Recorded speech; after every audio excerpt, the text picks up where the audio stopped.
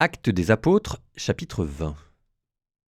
En ces jours-là, Paul faisait ses adieux aux anciens de l'église d'Éphèse. Il leur disait « Veillez sur vous-même et sur tout le troupeau dont l'Esprit Saint vous a établis responsables pour être les pasteurs de l'église de Dieu qu'il s'est acquise par son propre sang.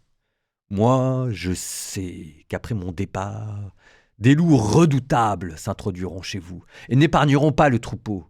Même du milieu de vous surgiront des hommes qui tiendront des discours pervers pour entraîner les disciples à leur suite. Soyez donc vigilants. Et souvenez-vous que durant 3 ans, nuit et jour, je n'ai cessé dans les larmes de reprendre chacun d'entre vous. Et maintenant, je vous confie à Dieu et à la parole de sa grâce, lui qui a le pouvoir de construire l'édifice et de donner à chacun l'héritage, en compagnie de tous ceux qui ont été sanctifiés. Je n'ai convoité ni l'argent, ni l'or, ni le vêtement de personne, et vous le savez bien vous-même. Les mains que voici ont pourvu à mes besoins et à ceux de mes compagnons.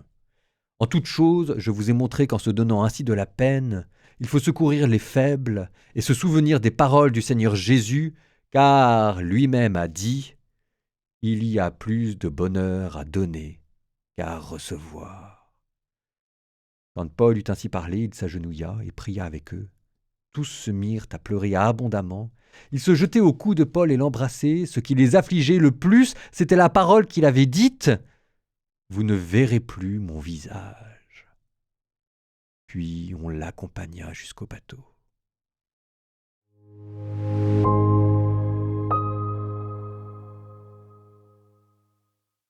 C'est sûr que si on le prend comme ça, il y a une gravité, il y a une émotion, c'est ce que je vous disais hier, hein. Avec quelque chose d'assez étonnant, parce qu'en fait là, saint Paul reprend un topos, c'est le topos des discours d'adieu. Alors les discours d'adieu, on en a plusieurs, ils ont plusieurs couleurs différentes. On pense évidemment à celui de Jésus, dans Saint Jean, la Sainte Seine. Mais là, le genre que saint Paul reprend, manifestement, c'est plutôt l'Ancien Testament. Je ne sais pas si ça vous dira quelque chose, mais c'est Samuel.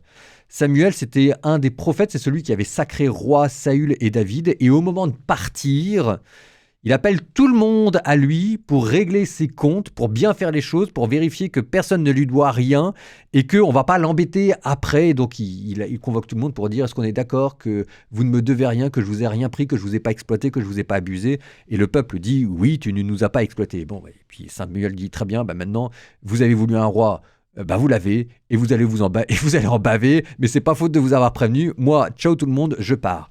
Je le dis à ma manière à moi, mais vous relirez, c'est dans le premier livre de Samuel, et c'est très très très beau. Là, il y a un petit côté comme ça, avec au milieu une pépite, mais une pépite.